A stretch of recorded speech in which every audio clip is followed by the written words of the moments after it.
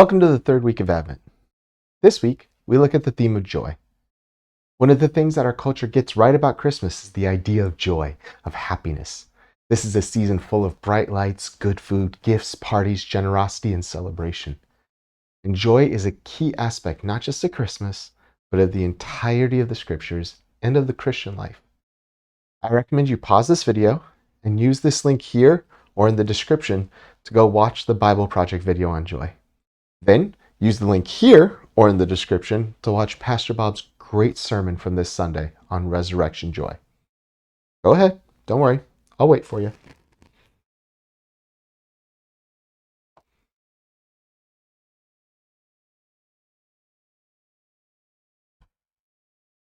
You back yet? Cool. I think those videos are such a great overview on biblical joy. One of my favorite lines from the Bible Project one is, "Joy is an attitude that God's people have, not because of happy circumstances, but because of their hope in God's love and promise." This is important.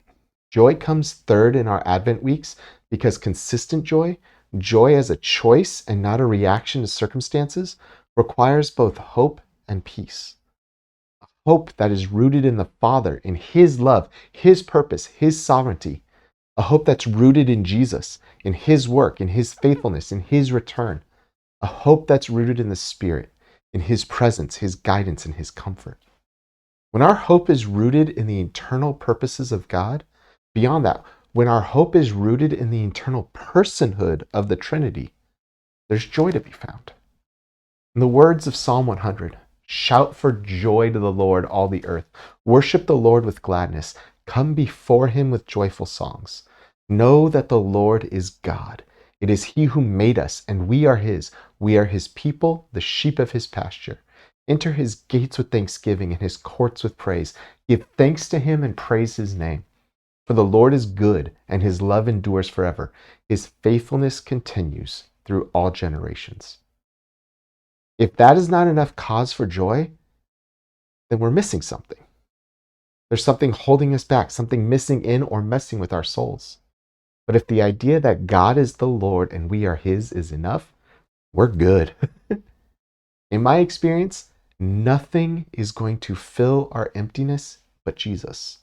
But if Jesus alone is enough, then how great we are filled. Like the Bible Project said, we aren't talking about a grin and bear it attitude. We aren't talking about a fake it till you make it attitude. We're not acting happy.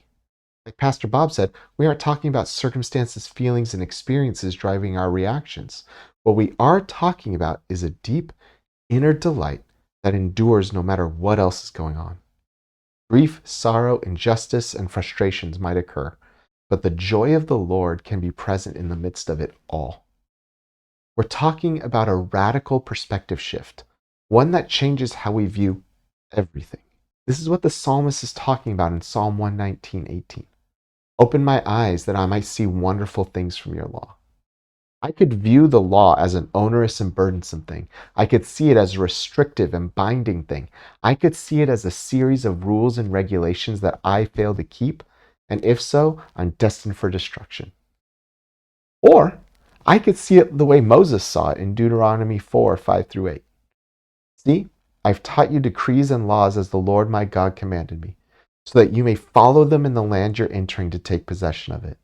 Observe them carefully, for this will show your wisdom and understanding to the nations, who will hear about all these decrees and say, 'Surely this is a great and wise nation, an understanding people.'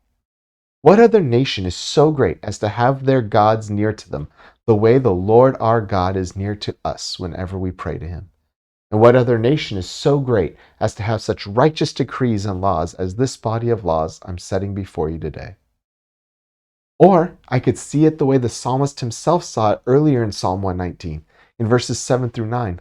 "The law of the Lord is perfect, reviving the soul. The testimony of the Lord is sure, making wise the simple. The statutes of the Lord are right, rejoicing the heart. The commandments of the Lord are pure, enlightening the eyes." And later in verse 97, it says, "Oh, how I love your law. It is my meditation all the day." And finally, in verse 103, "How sweet are your words to my taste, sweeter than honey to my mouth." You see the difference? The Old Testament can be boring or burdensome, or it could be wondrous and beautiful and life giving, a testament to the wisdom of God and the greatest thing to think about. And it's so sweet.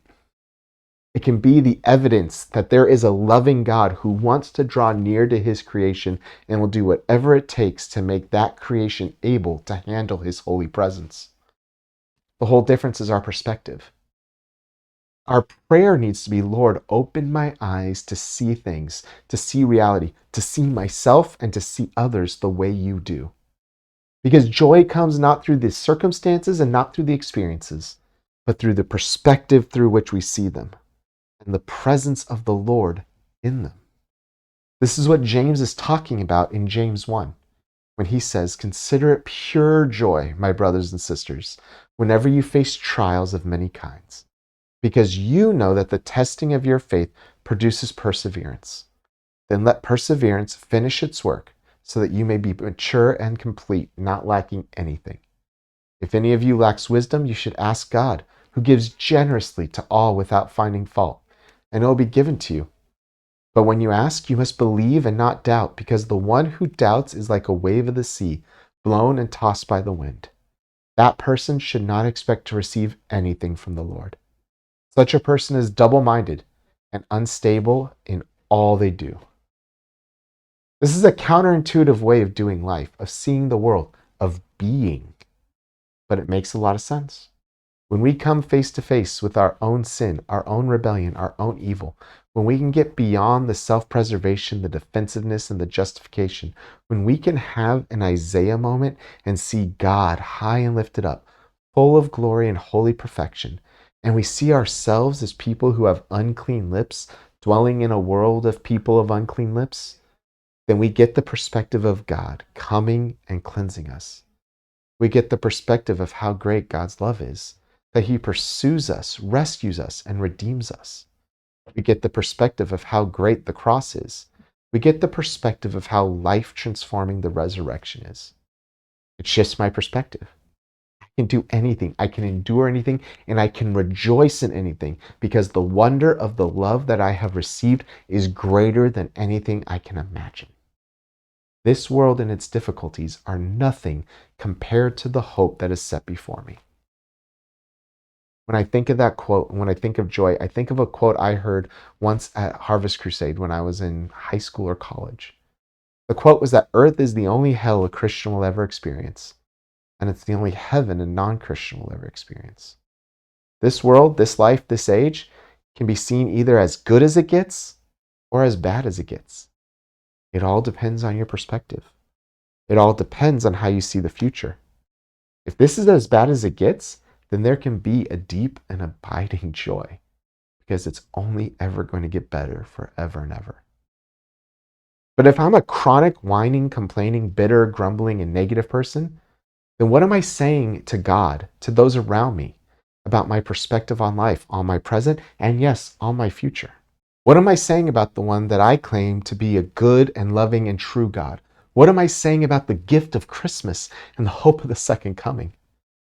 Joy is one of the aspects of the fruit of the Spirit, along with love, peace, patience, kindness, gentleness, goodness, faithfulness, and self-control. It is a characteristic and a gift of the Christian life. Christians are meant to be joyful people. We need to be joyful people. If you're lacking joy in this season, let me turn you to my current favorite Christmas song, Joy to the World. Sit with that song this week. Sing it over and over again. Let the truths in that song change your perspective. And if you aren't lacking in joy this season, let me turn you to my favorite Christmas song, Joy to the World. Sing that song, belt it out. Let it be the anthem that you are proclaiming this week.